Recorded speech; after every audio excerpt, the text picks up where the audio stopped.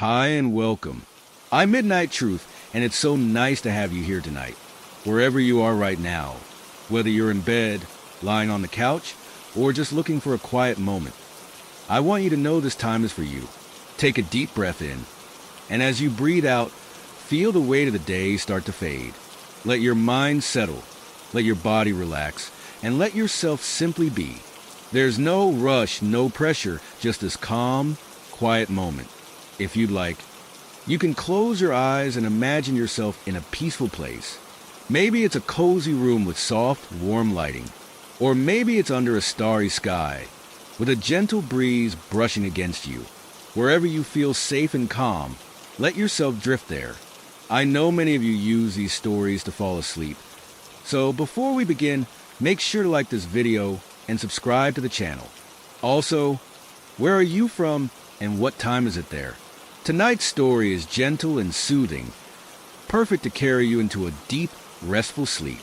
So settle in, get comfortable, and let's begin. I never thought I'd end up here. A fresh start. That's what I kept telling myself as I drove along the winding road leading to my new home. A place I'd found in the quiet outskirts of town, where no one knew me, and where I could finally leave behind everything that had gone wrong in my life. The divorce had drained me, both emotionally and financially. My job had become nothing more than a way to pass the time, a lifeline keeping me from drowning in the emptiness that had settled in my chest. I needed a change, a new home, a new life. The house had been a steal. Too cheap, actually, but I had learned not to question good fortune when it came my way. The real estate agent, a nervous-looking man in his 40s, had been eager to close the deal, avoiding eye contact when I pressed him about the low price. "It's just the history, you know," he'd muttered. Superstition and small-town gossip. I didn't ask for details. And now, here I was. It was late when I arrived, the sun already swallowed by the horizon, leaving behind a sky the color of bruises. The house stood at the end of a long driveway, surrounded by towering oak trees that cast long, skeletal shadows across the front yard. The Victorian-style structure loomed over me, its white paint peeling, its windows dark and lifeless. Something about it felt expectant. I killed the engine and sat there for a moment, gripping the steering wheel. The silence was heavy, pressing against my ears. Taking a deep breath, I stepped out of the car, my boots crunching against the gravel. A single porch light flickered weakly, casting a dull, yellow glow over the front steps. The wooden boards groaned beneath my weight as I climbed onto the porch, the sound oddly sharp in the stillness of the night. I hesitated before unlocking the door, my fingers brushing against the cold metal of the doorknob. For a moment, I thought I felt something shift in the air, a pressure, a presence. Then the sensation was gone, as fleeting as a breath. Shaking my head, I turned the key, and the door creaked open, revealing the dim interior. The air inside was stale, carrying a faint, musty scent, like old books and damp wood. The floorboards groaned under my feet as I stepped inside, my suitcase in one hand, a box of essentials in the other. The living room was modest but had character, ornate molding along the ceiling, a grand fireplace that hadn't seen a fire in years, and a wide staircase leading up to the second floor. Dust clung to the furniture, undisturbed for what felt like years. I wandered through the house, taking in the details. The kitchen was outdated but functional. The dining room had a long wooden table, its surface scarred with deep scratches. The upstairs hallway stretched before me like an uninviting tunnel, the walls lined with old, faded wallpaper curling at the edges. 2 bedrooms, 1 study. I chose the larger bedroom, the one with the bay window overlooking the front yard. The mattress was firm, the bed frame old and creaky. As I sat on the edge, I exhaled slowly, listening to the silence of the house. Then, from somewhere deep within the walls, I heard it, a faint rhythmic sound, a slow, deliberate creak, like footsteps. I froze, my breath caught in my throat. The sound stopped. I swallowed, My rational mind taking control. It was just the house settling, old wood expanding and shifting with the temperature. That's all. I undressed, climbed under the blankets, and turned off the light. The darkness felt heavier than it should have. That night, I barely slept. It wasn't fear, at least not yet. It was the unfamiliarity. The way the wind howled through the eaves, making the walls shudder. The sporadic clanking of the radiator. And, once or twice, what sounded like faint whispering just beyond the edge of hearing. By morning, I had convinced myself it had been my imagination. The next day was spent unpacking, trying to make the place feel like home. I set up my desk in the study, placed books on the shelves, and arranged my clothes in the old wooden wardrobe. The house had quirks, loose floorboards, flickering lights, the occasional draft, but it was nothing I couldn't handle. Then I met the neighbor, Mrs. Holloway. She appeared in my front yard just as the sun was beginning to set, standing near the withered rose bushes by the fence.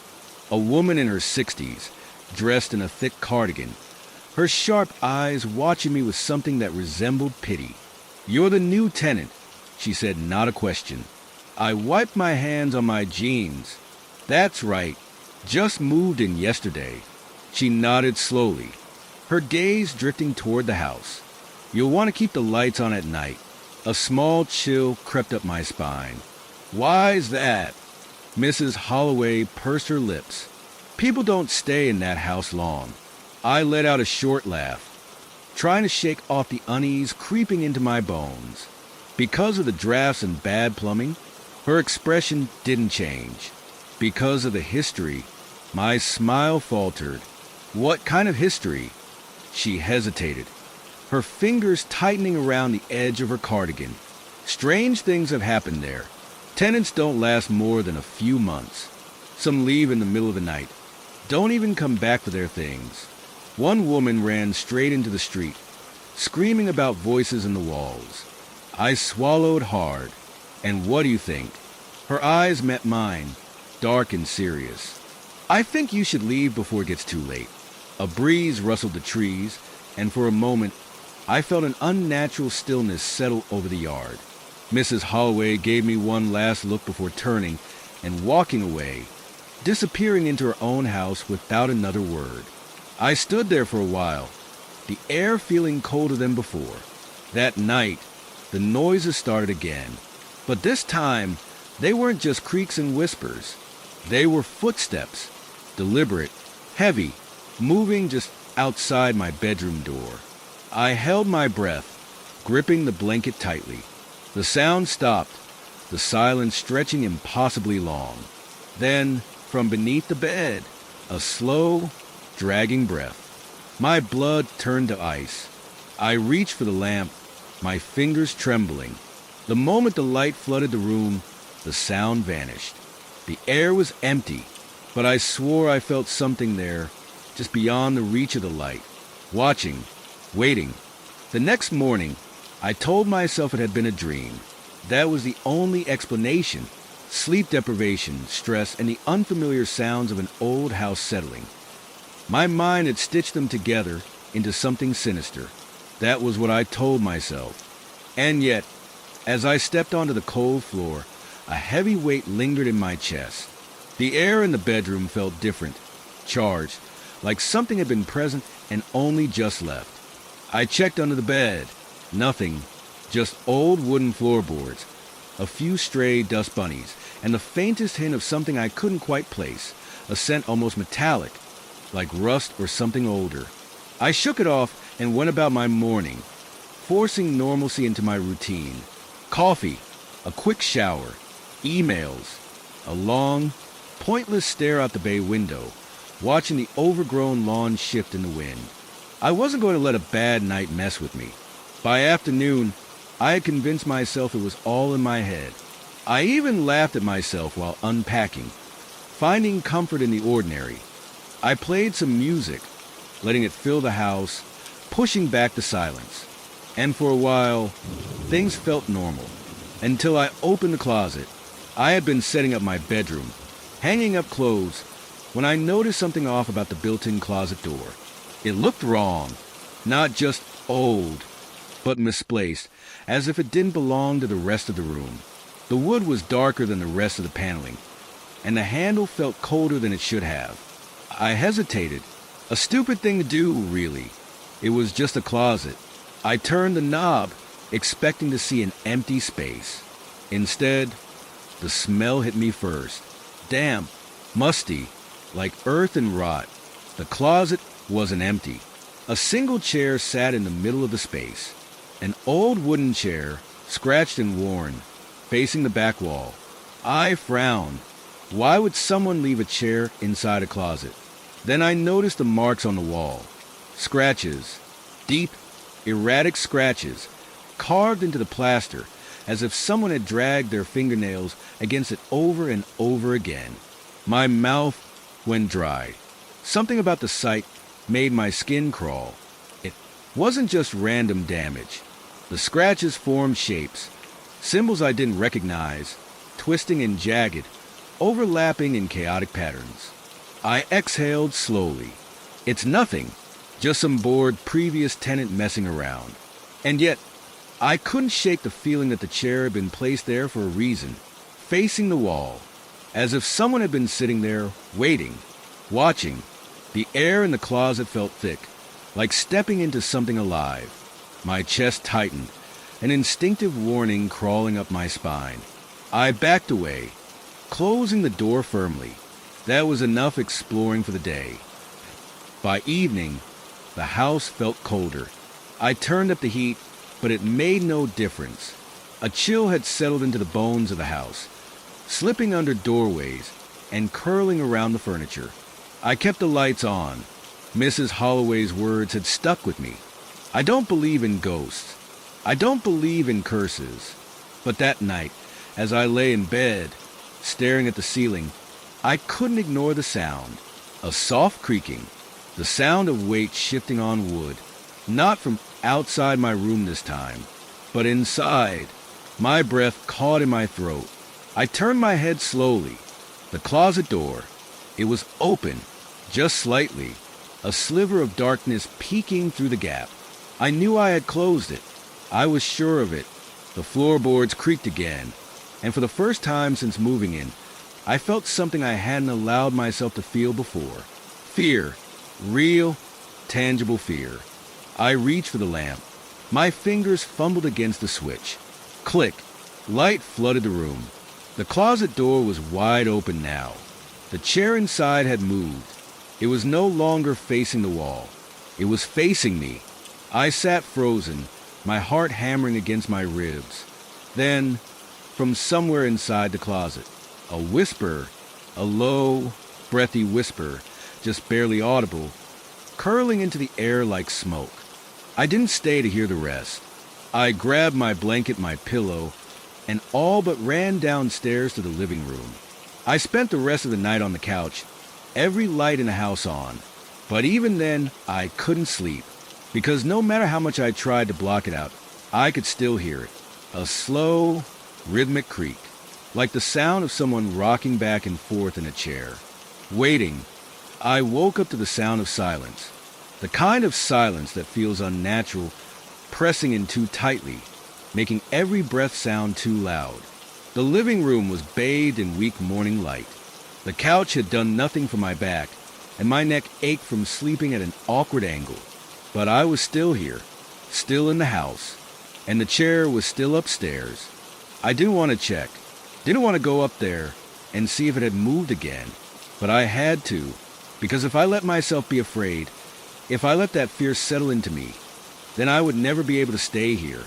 I took a deep breath and climbed the stairs. Each step groaned beneath my weight, the old wood flexing. It sounded too much like footsteps that didn't belong to me. I reached the bedroom door. It was open.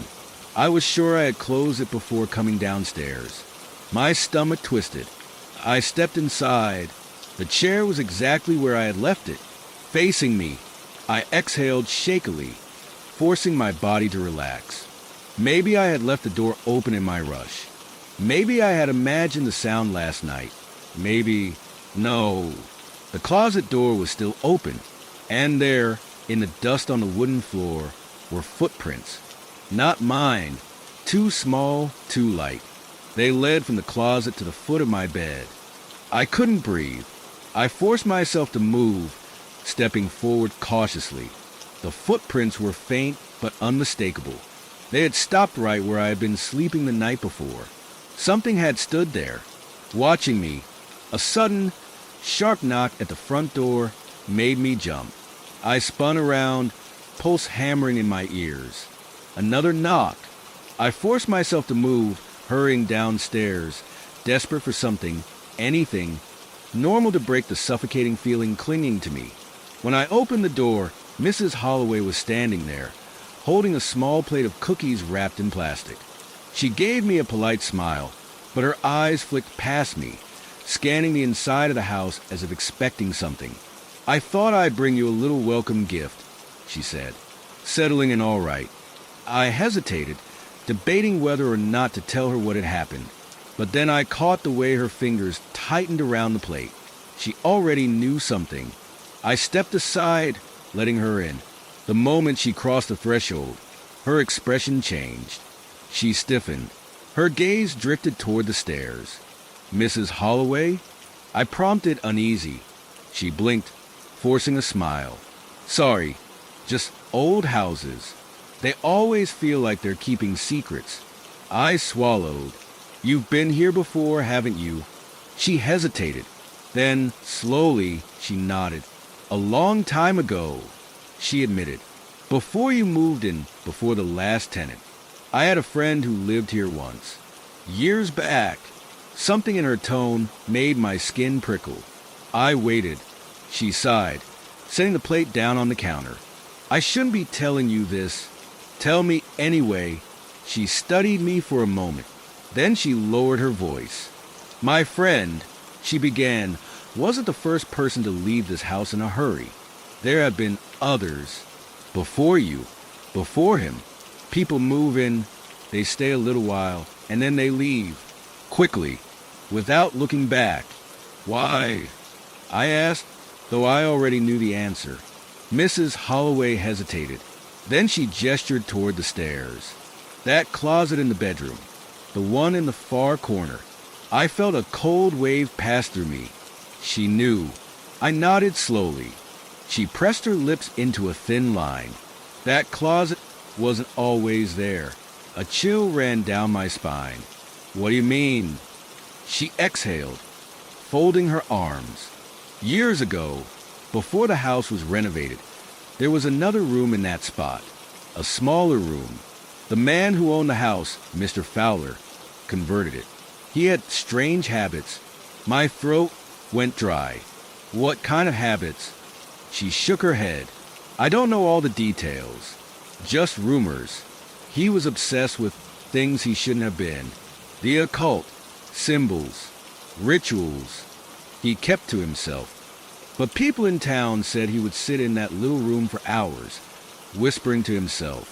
A heavy, suffocating feeling wrapped around my chest. Mrs. Holloway's voice dropped lower. "One night, a neighbor heard screams coming from the house. Not just one voice. Multiple, like a whole crowd of people, all crying out at once. My hands felt cold. What happened? No one knows. The police came, but by the time they got inside, the room was empty. Just him, sitting in that chair, staring at the wall.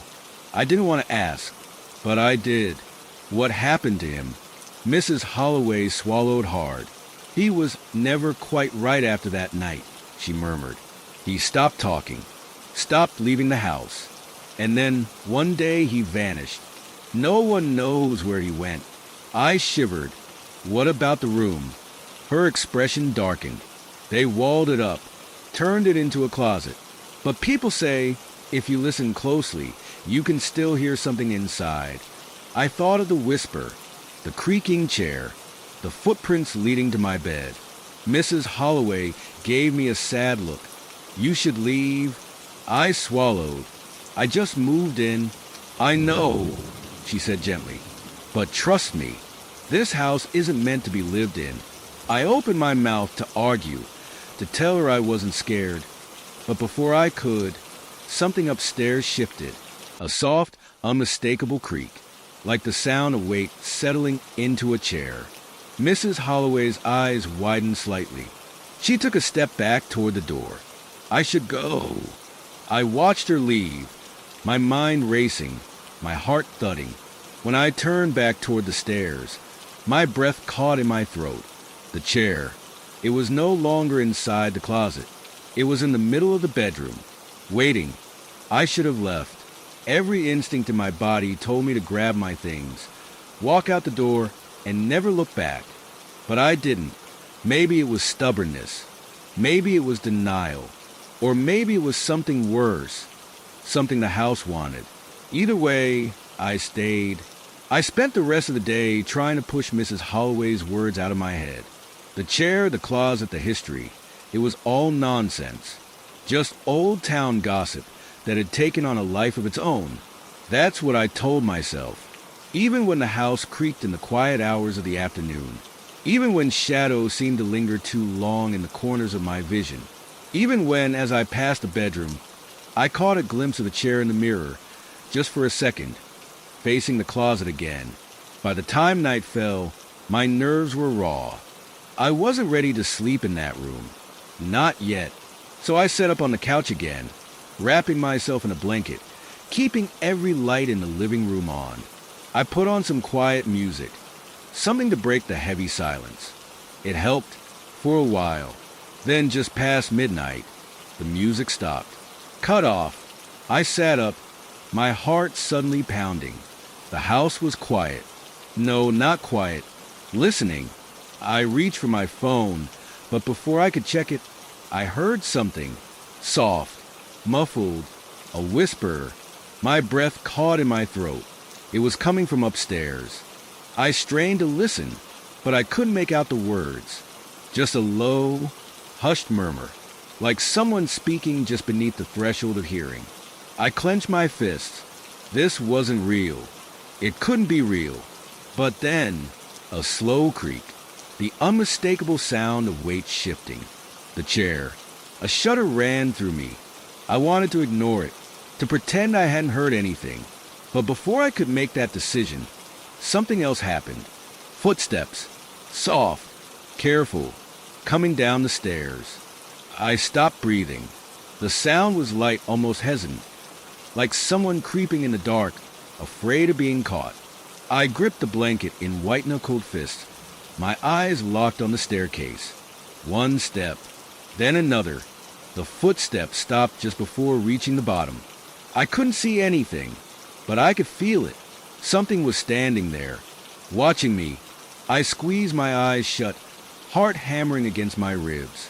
Then, just as suddenly as they had started, the footsteps retreated, up the stairs, back into the bedroom. The whispering returned, softer this time, barely audible over the sound of my pulse in my ears. I sat there, frozen, until the first light of dawn crept through the curtains. Only then did I move. Only then did I let out the breath I had been holding. But I didn't go upstairs. I didn't want to see the chair. Not yet. Instead, I forced myself through the motions of a normal morning. Coffee, a quick shower, trying to convince myself I had imagined everything. Then I did something I should have done the first night. I went to the library. The town library was old, tucked between newer buildings like a relic of another time. Inside, the scent of aged paper and polish would fill the air, a strangely comforting contrast to the cold dread still lingering in my chest. I wasn't sure where to start, but I knew one name, Fowler, the man who had owned my house, the man Mrs. Holloway had spoken about in hushed tones. I found an old newspaper archive, scrolling through yellowed articles on a computer screen. It didn't take long to find him. Local man missing, house left abandoned. The article was dated nearly 50 years ago. It described a man named Robert Fowler, a recluse who had rarely been seen outside his home. Neighbors reported strange occurrences, lights flickering at odd hours, whispers in the wind, figures glimpsed in the windows. And then, one day, he was gone, vanished, No trace of him was ever found. The house had been left untouched for years before the city finally sold it. But buried at the bottom of the article was something else. A reference to another incident, another disappearance. I clicked on the link, feeling a cold weight settle in my stomach. Tenant flees home, claims to hear voices in the walls. The date was more recent, only 15 years ago. The article detailed how a young man had rented the house, only to leave abruptly after just 6 months. He refused to speak about what had happened, only saying that something had been inside the house with him, that he had woken up one night to find the closet door wide open, that he had heard breathing just inches from his face. I swallowed hard. There was one more link, one last article. I hesitated, then I clicked. House undergoes renovations. Sealed room discovered. My blood turned to ice. The date was just 5 years ago. The article described how contractors working on the house had stumbled upon something unusual. Behind the bedroom closet, hidden beneath layers of drywall, was a small, windowless room.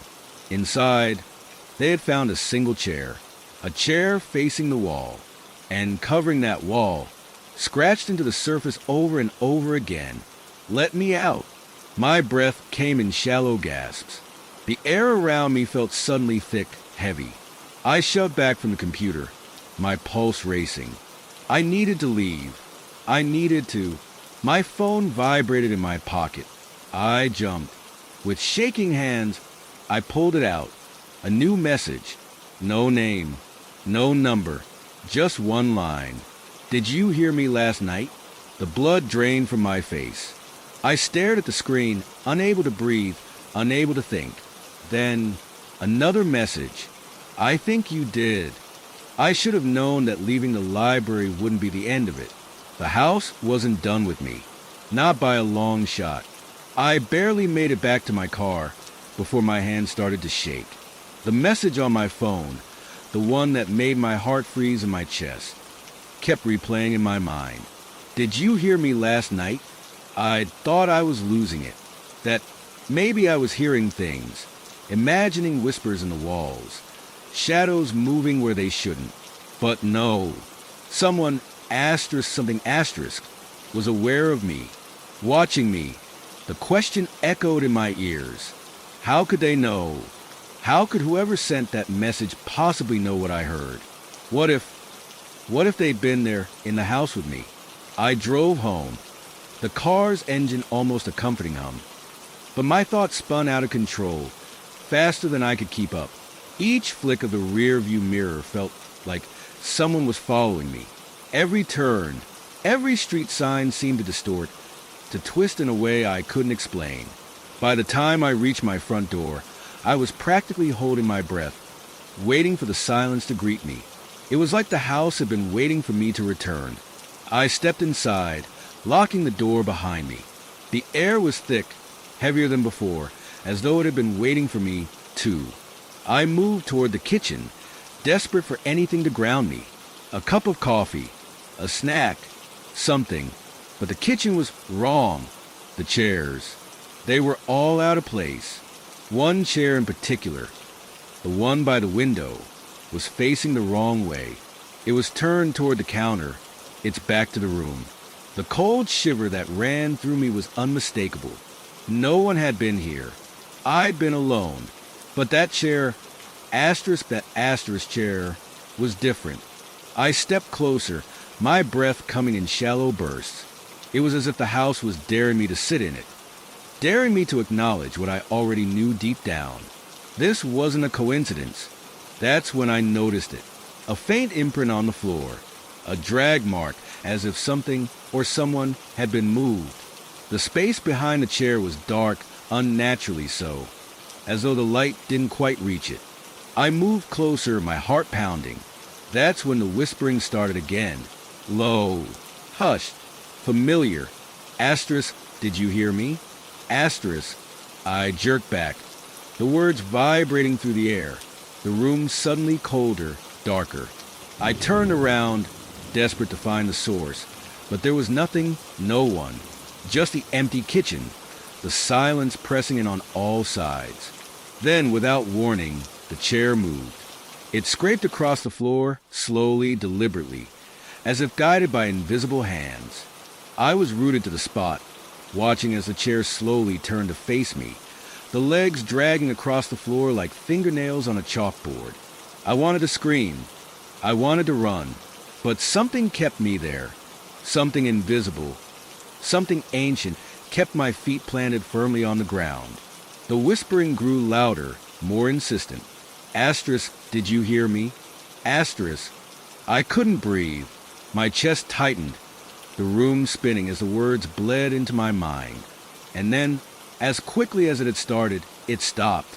The chair, the whisper, gone. I stood there, my hands trembling at my sides, eyes wide with terror. There was no explanation for what I had just experienced. I had to be losing my mind, but deep down, I knew. This house, the chair, the messages, they were all connected, and they wanted me to hear. I didn't know how much longer I could stay, but I wasn't ready to leave, not yet. Not until I understood what had happened to Robert Fowler. Until I understood what the house wanted. I needed to know more. The next day, I forced myself to go back to the library. There had to be more, something I was missing, something that tied Robert Fowler to the house. I needed answers. I sat down at the same computer, my fingers trembling slightly as I searched again. There had to be more hidden in the town's archives, something buried deeper than the surface-level stories. I clicked through several more articles until one caught my eye. It was a letter written by someone named Evelyn, who had claimed to have known Robert Fowler. The letter was old, yellowed with age, but it was still legible. Her handwriting was neat, careful, as though she had taken great pains to preserve every word.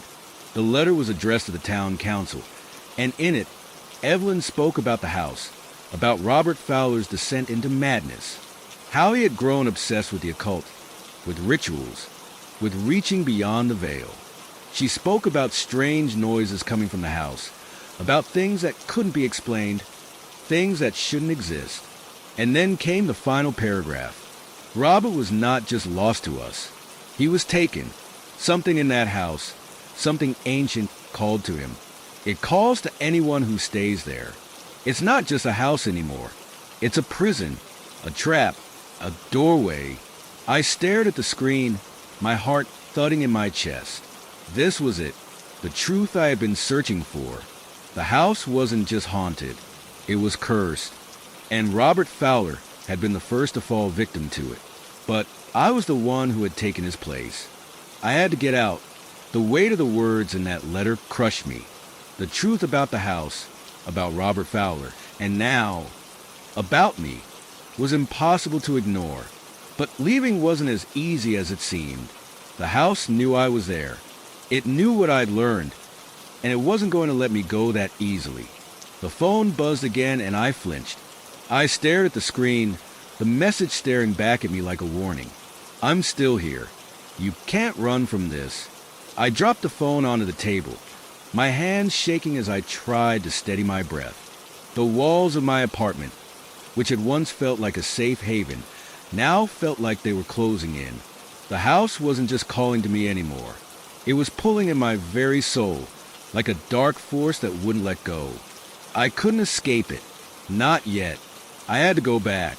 I grabbed my coat, leaving everything else behind. The library had given me just enough information. I needed to find out more. I needed to confront whatever was pulling me into that house. As I made my way through town, I couldn't shake the feeling that I was being watched. My nerves were on edge, the hairs on the back of my neck prickling with each step. I glanced over my shoulder more than once, half expecting to see a figure in the distance, but there was nothing, just a shadow stretching long into the evening. I reached the house as the sun began to set, the building looming before me like a monstrous silhouette against the fading light. The windows were dark, lifeless, but I couldn't help feeling like they were watching me, waiting. The door creaked open, as though it had been expecting me, and I stepped inside. It was colder than before. The air seemed thicker, as though the house was holding its breath, watching me, I moved carefully, every step hesitant, unsure of what I might find. The floorboards groaned beneath me as I made my way down the hall, the house echoing with sounds of its own. The silence was oppressive, as if the walls were closing in on me, suffocating me with their secrets. The air felt damp, the smell of mildew and decay heavy in my lungs. I reached the room where I had found the diary. The door creaked open, and I stepped inside, feeling the weight of the room's history pressing against me. That's when I noticed it. The journal, the one I had left on the desk. It was gone. I looked around, frantic, but the room was empty. Not even a trace of the book remained. But I wasn't alone. I could feel it. Something was moving in the shadows, watching me, waiting. A low whisper filled the air, the same words that had plagued me before. Asterisk, did you hear me? Asterisk, I froze. The voice was closer now, much closer. My heart hammered in my chest as I tried to pinpoint where the sound was coming from. But it was everywhere, a buzzing in my ears, a cold breath on the back of my neck. I turned around quickly, but there was nothing there. No one, just the empty room. But the whispering didn't stop. Asterisk, did you hear me? You've been listening, haven't you? Asterisk, I stumbled back, panic rising in my chest. I wanted to run, to escape, but something held me in place. I couldn't move. My feet felt like they were glued to the floor, and the walls seemed to close in around me, trapping me. The house, it was alive. It was aware of me. The whispering grew louder, more frantic. It was all around me now, voices overlapping, merging into one dark chorus. Asterisk, did you hear me? Asterisk. I wanted to scream, but the words caught in my throat. The house wouldn't let me. It was suffocating me, pulling the breath from my lungs. I couldn't escape. The house was taking me, just like it had taken Robert Fowler. Then, in the distance, I saw it. A figure, standing in the doorway. I couldn't make out its features, but I could feel its eyes on me, piercing through the darkness. The whispers died down, replaced by a chilling silence. The figure stepped forward, and I could see it now. The outline of a man, tall and thin, his face pale and hollow. His eyes, they were empty, hollow like the house itself. He spoke, his voice a low rasp, carrying an unsettling familiarity. Asterisk, I've been waiting for you. Asterisk. I could barely breathe. The words seemed to wrap around me, choking me, pulling me closer to him. Asterisk, you should have listened. Asterisk. And just like that, the room went dark. I don't know how long I stood there in the dark, trembling, listening to the silence. My mind couldn't process what had just happened. Had I seen him? The figure? Was it real? I felt the cold air shift around me, but I couldn't move. My legs were locked in place, rooted to the floor as if the house itself had a hold of me. And then the darkness shifted. The figure wasn't there anymore, but something else was. A low hum filled the room, vibrating through my chest. The floor beneath me seemed to tremble with it. The hum was coming from the walls, from the very foundation of the house itself. It was a deep, resonant sound, like the pulse of something ancient, something alive. I took a shaky step forward, my hand brushing the wall for support. It felt warm beneath my touch, unnaturally so. The temperature in the room had skyrocketed, like the walls were radiating heat. I wanted to leave. I wanted to run out of the house and never look back. But something inside me, something darker than fear, urged me to stay. The pull of the house was overwhelming now, its presence seeping into my bones, wrapping itself around my thoughts. A flash of movement caught my eye. I turned instinctively, but it was too late. The shadow in the corner had already disappeared. Or had it? I swallowed hard, my throat dry, and took another step, and then another. Suddenly, the floor creaked loudly beneath me, making me freeze in my tracks. I looked down, panic rising as I saw the floorboards shift, warping beneath the pressure of my weight. It was happening again, The house was reacting to me, changing in ways that shouldn't have been possible. I heard a voice, faint, barely audible, yet unmistakable. Asterisk, it's too late now. Asterisk, the words slithered into my mind like a poison. They weren't just spoken. They etched themselves into my thoughts, carving into my very consciousness. And then, the door slammed shut behind me with a deafening bang. I spun around, my heart leaping into my throat, but there was nothing there. The door was locked, and I was trapped, but the whispering was back. It had never stopped. The soft murmurs had continued in the background, like a static hum just beneath my awareness, always there, always watching. I stumbled toward the door, hands shaking, desperate to get out. My fingers fumbled for the doorknob, but the wood was slick with an oily residue that made it impossible to grip. The whispers grew louder now, urgent, frantic. Asterisk, don't leave. You've only just arrived. Asterisk. I jerked away from the door, feeling the walls close in around me. The air felt heavier now, suffocating, thick with the weight of the house's presence. And then I heard it, the unmistakable sound of the chair, the creaking of wood, slow and deliberate, like the sound of something waking up after years of silence. My eyes snapped toward the bedroom. The door was wide open, the room dark and inviting. I knew what was waiting inside. I could feel it deep in my gut. The chair, the closet, the things hidden in the dark corners of the room. I couldn't go in there. I couldn't face it. But my legs were already moving, my body betraying my mind. The house was calling me, pulling me in like a magnet. I walked into the room. The air inside was even colder. A chill ran down my spine as I stepped forward, each movement slow, deliberate. The chair sat in the middle of the room, its back facing the closet, just as it had been described. The shadows seemed to stretch, coiling around the room, suffocating it in darkness. The only light came from the faint glow of the moon through the window, casting long, distorted shapes on the floor. I stood there for a moment, paralyzed, staring at the chair. And then I heard it again, a whisper. This time, it wasn't coming from the walls. It was coming from the chair. Asterisk, sit down. Asterisk. My blood ran cold. The voice was unmistakable. It wasn't just a whisper. It was a command. I didn't want to. I didn't need to.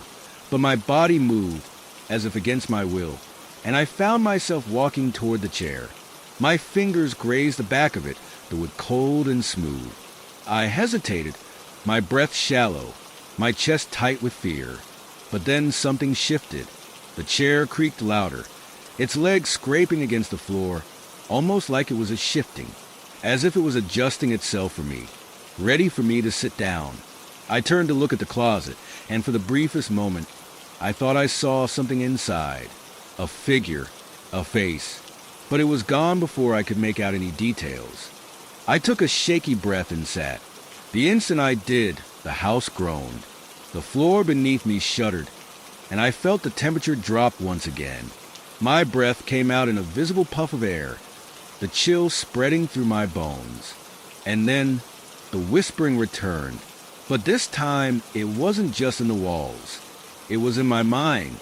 Asterisk, I've been waiting for you. Asterisk.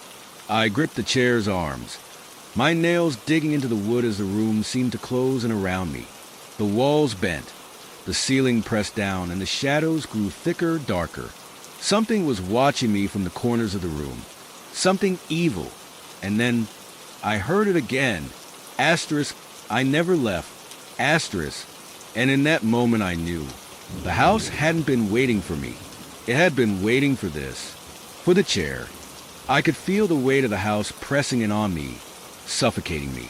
The air was thick, almost viscous, like it was alive, pulling at my every breath. The whispers, now unmistakably a part of me, lingered in my mind, relentless, swirling in the deepest corners of my thoughts.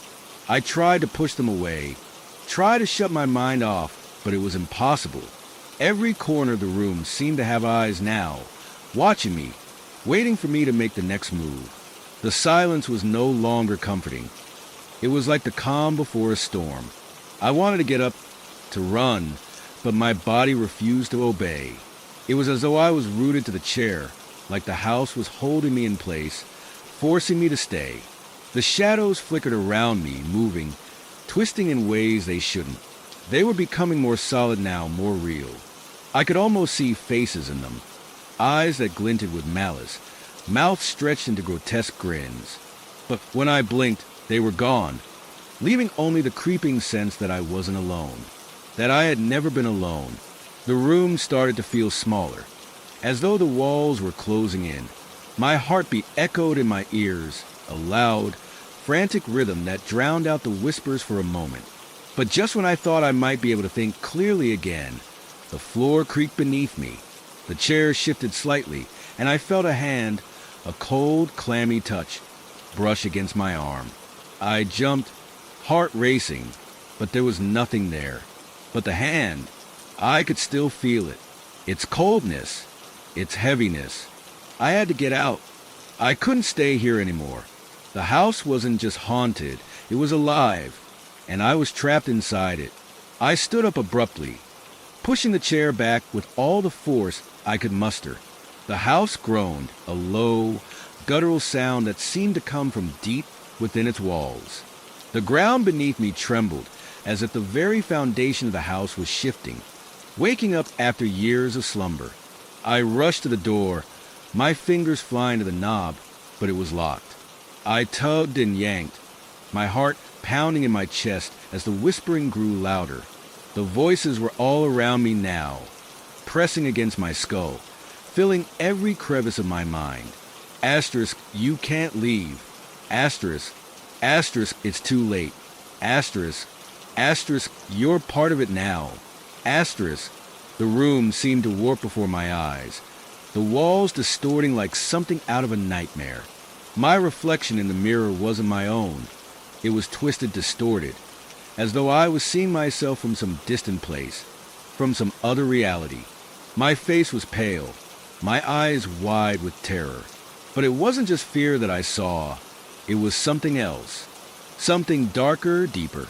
I turned away, trying to shake the image from my mind, but as I did, I saw something in the corner of my eye, a shadow lurking just outside the doorway. It was there again, the figure.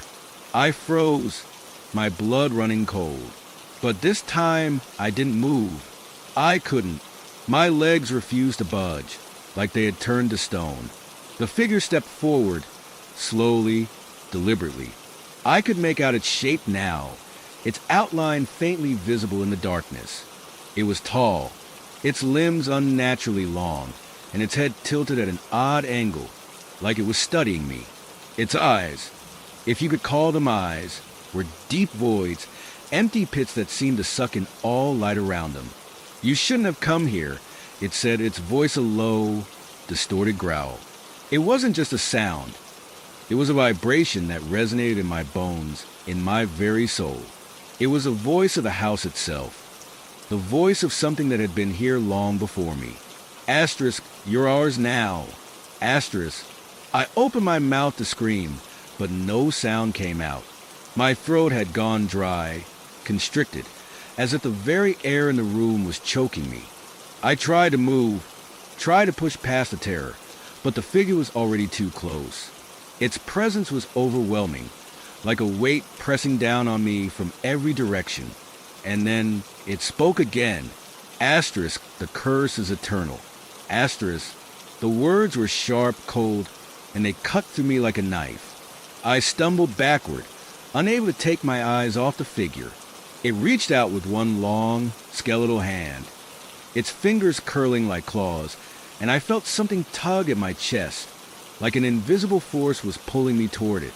I fought it, tried to scream, but my voice was gone, swallowed by the darkness.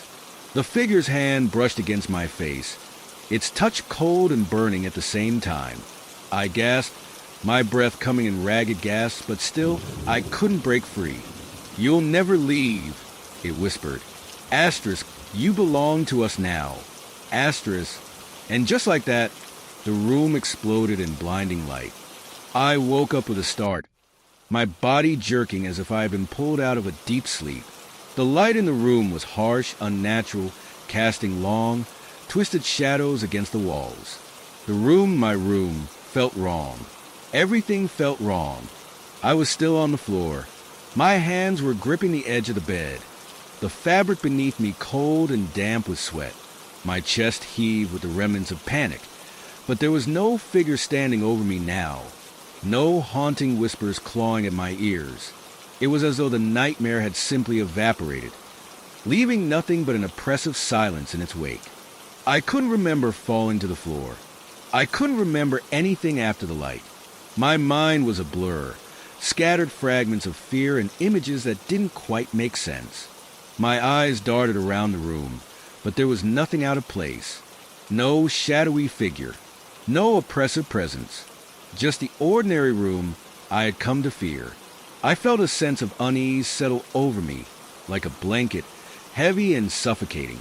I stood up slowly, wiping my forehead with the back of my hand.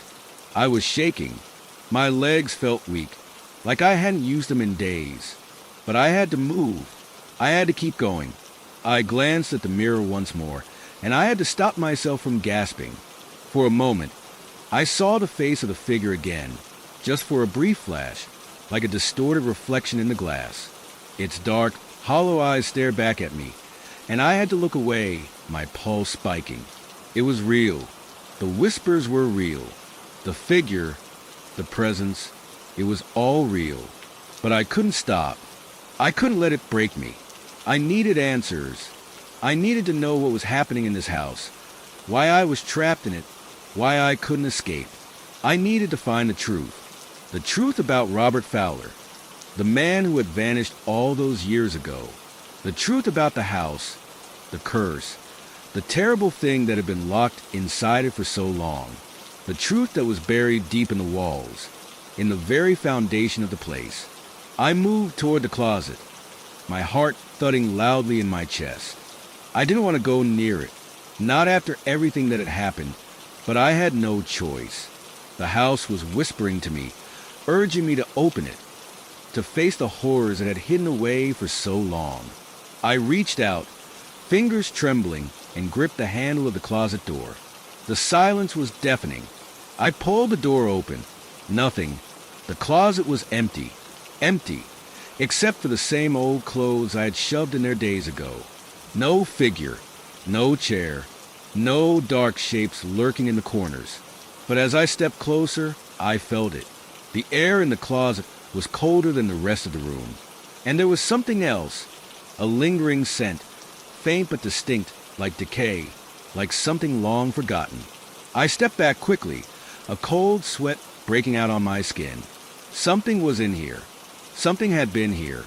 I turned away, my mind racing, but before I could leave the room, I heard it again. The whisper.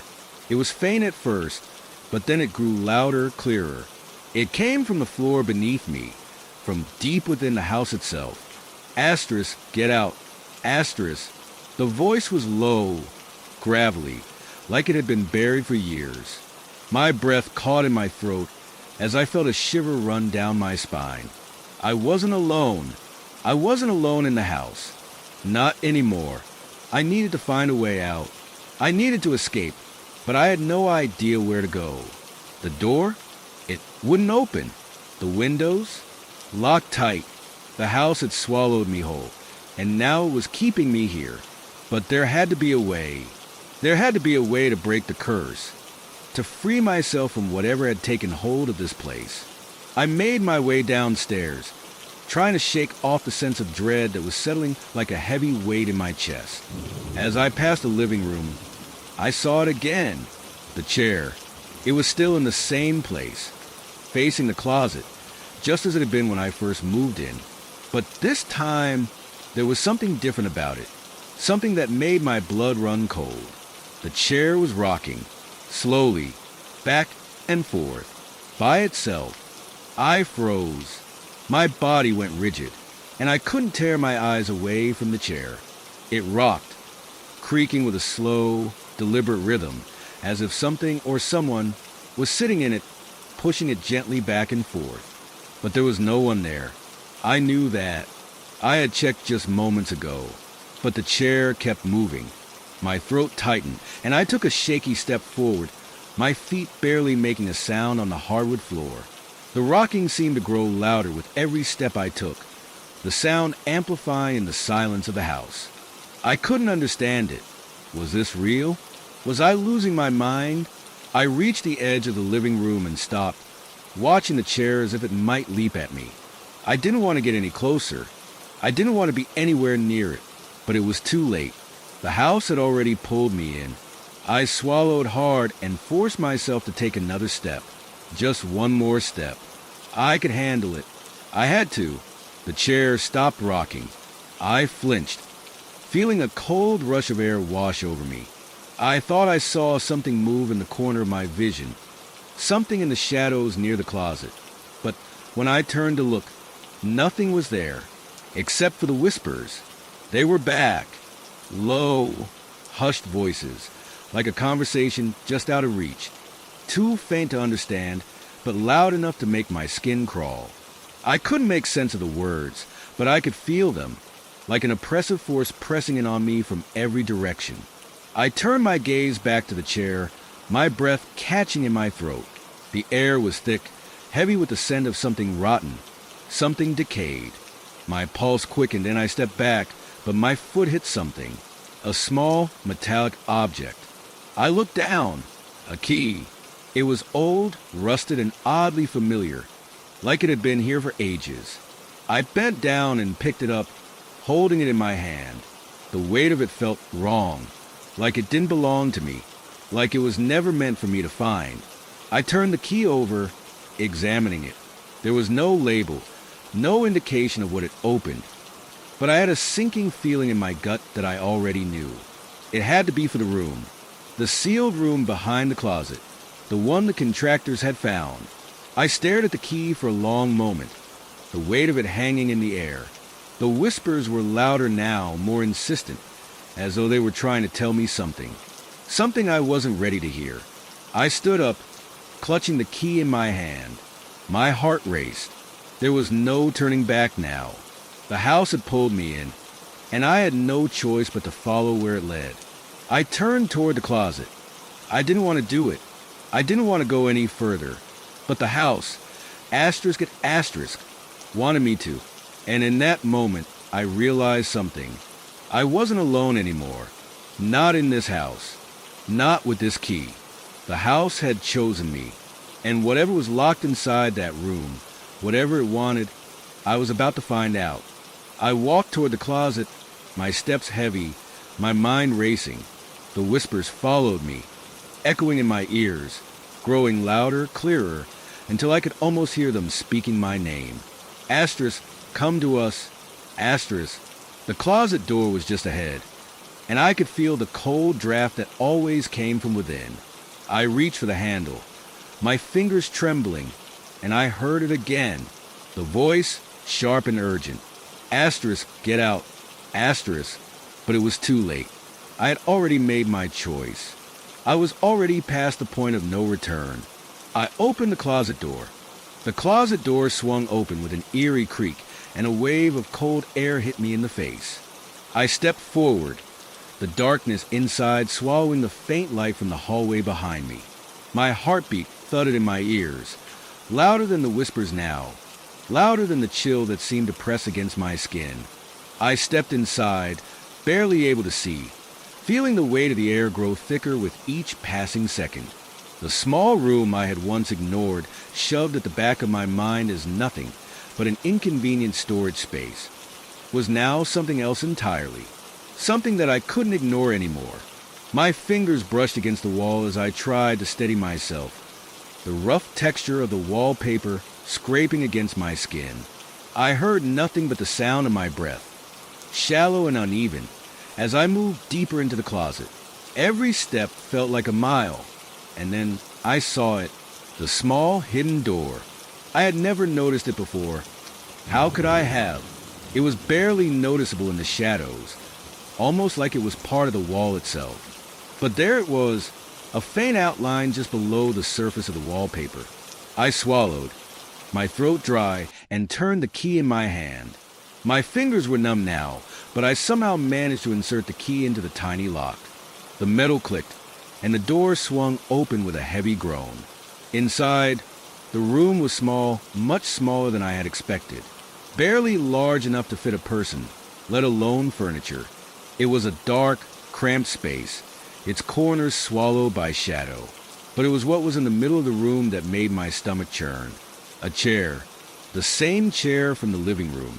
The same one that had been rocking on its own. The same one that had been staring at me through the mirror. I froze. My legs turned to jelly, my heart threatening to break free from my chest. It was exactly as I had imagined it, facing the wall untouched by time, as though it had always been waiting for someone to sit in it. And then I noticed something else. On the floor, in the center of the room, was a small puddle of what looked like dried blood. It was dark, almost black, and it had seeped into the cracks of the floorboards, staining the wood. My mouth went dry, and I stepped back, but my feet wouldn't cooperate. They were rooted to the spot, as if the house had decided that I, too, had a place here now. The whispers returned, but this time, they weren't just whispers. I could hear them clearly. Asterisk, you found us. Asterisk. I slammed the door shut, gasping for air, my heart racing, and backed out of the closet. But the room didn't let go of me. It had already claimed me. The chair was still there in my mind, still facing the wall, waiting for me. It wanted me to sit. It wanted me to become part of it. My phone buzzed in my pocket, a sharp reminder of how connected I still was to the outside world. I pulled it out with shaking hands, desperately trying to find something, anything, to ground me. A message, but not from anyone I knew. You should have listened. My breath caught in my throat. I looked around the room, my hands trembling as I gripped the phone. I had no idea who this was, but I didn't need to know. The house was watching, listening, and somehow it was always one step ahead. I turned and fled, slamming the door behind me, my legs moving faster than I ever thought possible. My thoughts were scattered, too wild, too disordered to focus on anything but the rising panic in my chest. I couldn't stay here anymore. I needed to leave. I didn't sleep that night. The hours blurred together, but the overwhelming feeling of something lurking just behind my thoughts never went away. It felt as though the house had claimed me, like it had reached into my mind and buried itself there, leaving a stain I couldn't wipe clean. I had to leave. It wasn't a matter of if anymore. It was a matter of when. I couldn't keep pretending that everything was fine. But as I stood there, packing my things, the whispers returned. They weren't soft anymore. They were sharp, urgent, each word like a needle driving into my skull. Asterisk, you belong here. You've always belonged here. Asterisk. I clutched my head, trying to block out the sound, trying to ignore the growing pressure in my chest. My fingers fumbled with the zipper of my bag, but they felt clumsy, uncooperative. There was no escaping the truth now. The house wasn't going to let me go. I grabbed the last of my things and made my way to the front door. My pulse raced, every fiber of my being screaming for me to run, but my feet felt heavy, as though something was anchoring me to the floor. And then the door opened. I hadn't touched it. The hinges creaked, the door slowly swinging inward, as though welcoming me back. I didn't want to go back inside, but I didn't have a choice. Something was pulling me in. I stepped over the threshold, heart pounding in my chest. There it was again, the chair. It wasn't in the living room anymore. It was standing at the top of the stairs. I didn't understand how it had moved. I didn't care. I only knew that I had to get away from it. But my legs didn't obey me. I tried to turn, to run, but my body felt paralyzed. It was as though the house was holding me in place, suffocating me with its weight. I had never been so afraid in my life. It wasn't the house that scared me anymore. It wasn't the whispers or the strange happenings. It was a knowledge that whatever was in here, whatever had been inside with me, was alive, and it wanted me. The footsteps started again, soft, slow, as if it were creeping toward me. I didn't dare look back, but I could feel it. Could feel the presence growing closer with each passing second. Then a voice, not a whisper this time, a command. Asterisk, come to me. Asterisk. I felt the breath catch in my throat. My body, my soul, everything inside me screamed to escape. But it was too late. I didn't hear the footsteps anymore. I only felt the presence closing in, the weight of it surrounding me. It wasn't just a house anymore. It wasn't just a building with a strange history. It was a living, breathing thing. And I was its prey.